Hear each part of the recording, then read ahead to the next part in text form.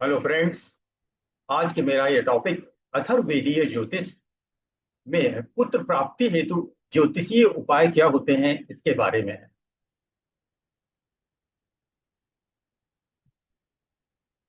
तो पुत्र प्राप्ति के लिए संभोग के उचित दिन क्या होते हैं।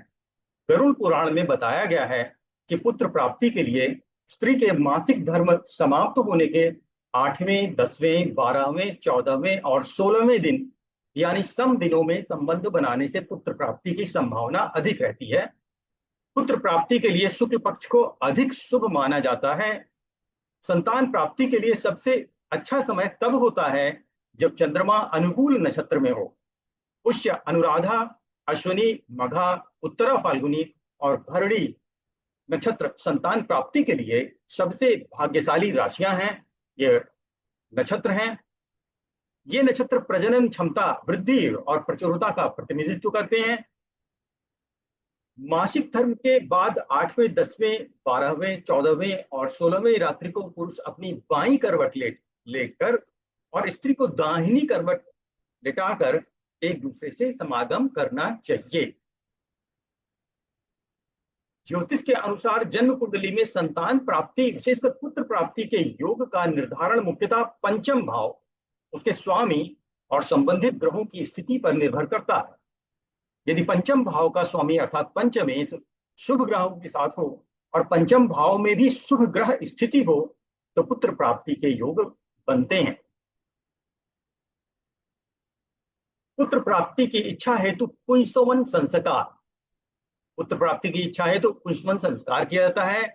यह संस्कार गर्भाधान संस्कार के बाद किया जाता है और इसमें कुछ विशेष मंत्रों और अनुष्ठानों का प्रयोग किया जाता है। इसके अलावा पुत्र प्राप्ति के लिए पौष पुत्रदा एकादशी का व्रत रखने और संतान गोपाल मंत्र का जाप करने का भी विधान है।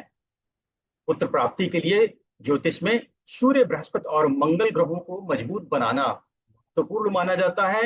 इन ग्रहों की शुभ स्थिति पुत्र अर्थात संतान की प्राप्ति में सहायक होती है। जिन जातक की कुंडलियों में यह ग्रह कमजोर हो उन्हें इसका ज्योतिषीय उपचार करना चाहिए। अब क्या है ज्योतिषीय उपचार वो आप देख लीजिए। पहला, ओम नमः शिवाय का जाप करते हुए दूध, दही, बेलपत्र, गंगा जल और चावल से भगवान शिव का अभिषेक करें। दूसरा, पुत्र प्राप्ति के लिए भगवान शिव और विष्णु की पूजा की जाती है।